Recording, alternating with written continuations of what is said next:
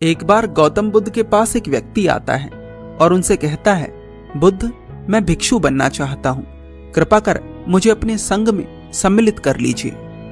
बुद्ध उस व्यक्ति से कहते हैं, मैं तुम्हें अवश्य सम्मिलित करूंगा, पर उससे पहले तुम्हें मेरे एक प्रश्न का उत्तर देना होगा। वह व्यक्ति बुद्ध से कहता है, पूछिए बुद्ध, क्या प्रश्न है आपका? बुद्ध पूछते हैं, तुम्हारा सबसे बड़ा भय क्या है? तुम्हें किस चीज से डर लगता है? वह व्यक्ति उत्तर देता है, बुद्ध, मुझे भूतों से बहुत डर लगता है। बुद्ध उस व्यक्ति से पूछते हैं, क्या तुमने कभी भूत देखा है? वह व्यक्ति कहता है, नहीं बुद्ध, परंतु मैंने भूतों के बारे में सुना बहुत है और मुझे सबसे ज्यादा भय भूतों से ही लगता है। बुद्ध कहते हैं, ठीक है, यदि तुम्हें संघ में सम्मिलित होना है तो तुम्हें एक दिन और एक रात शमशान में गुजारनी होगी। क्या तुम तैयार हो? वह व्यक्ति थोड़ा झिझकता है, पर भिक्षु बनने के लिए वह बुद्ध की इस बात को मान लेता है। अगले दिन वह व्यक्ति प्रातः ही शमशान पहुंच जाता है और देखता है कि कुछ देर में ही वहां एक अर्थी प्रवेश करती है। ये अर्थी एक नौजवान की थी, जिसके साथ उसके बहुत सारे दुखी परिजन थे।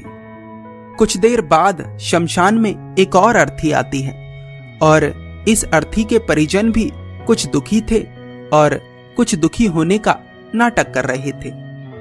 पूरे दिन में वहां कई अर्थियों को लाया जाता है, जलाया जाता है और वह व्यक्ति सभी को बड़े ध्यान से देखता है। रात होती है और व्यक्ति का डरना शुरू हो जाता है। जैसे जैसे रात गहरी होती जाती है, उसका भय बढ़ता जाता है। हल्की सी आहट भी उसे एकदम से दहला देती है। पेड़ के पत्तों की सरसराहट भी उसे ऐसा महसूस करवाती है जैसे उसकी तरफ कोई बढ़ रहा है, पर जब वह पीछे मुड़कर देखता है तो उसे कुछ नहीं दिखता। पूरी रात वह सो नहीं पाता, जैसे तैसे करके वह रात काटता है।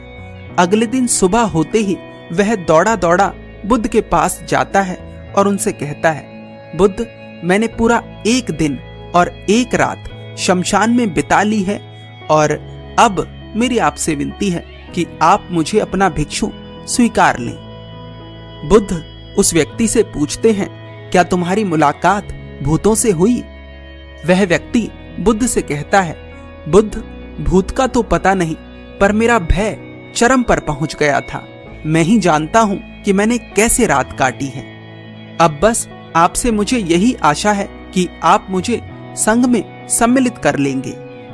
बुद्ध कहते हैं, हाँ, अवश्य कर लूंगा, पर तुम्हें एक बार दोबारा शमशान जाना होगा। वह व्यक्ति पूछता है, परंतु क्यों बुद्ध?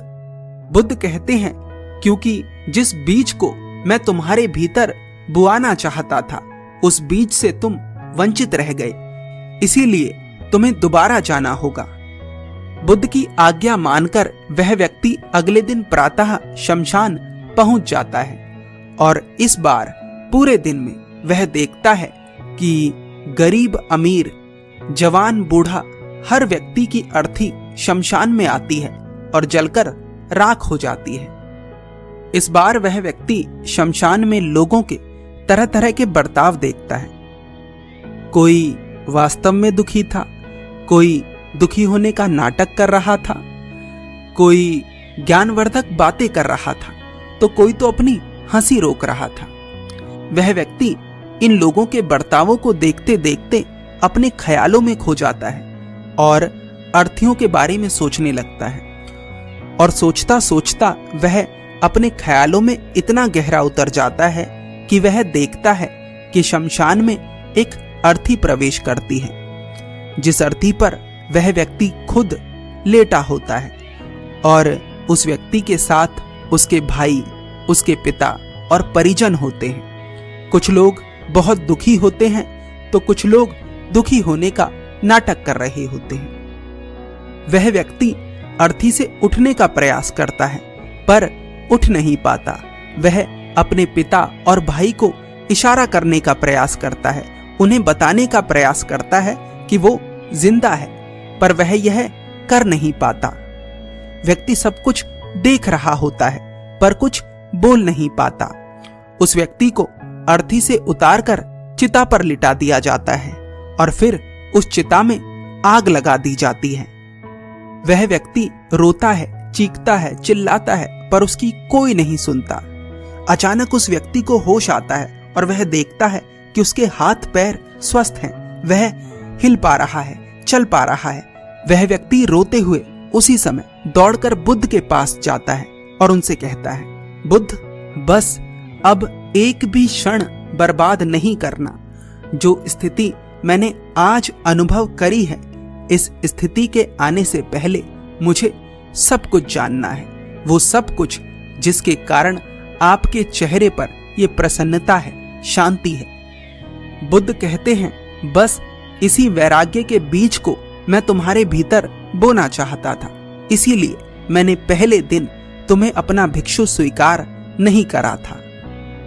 ये कहानी हमें सिखाती है कि समय उतना नहीं है जितना हम सोचे बैठे हैं, इसलिए जो करना चाहते हो, जो तुम्हें आवश्यक लगता है, उसे कर दो, वरना पछताने के लिए समय मिलेगा आगे।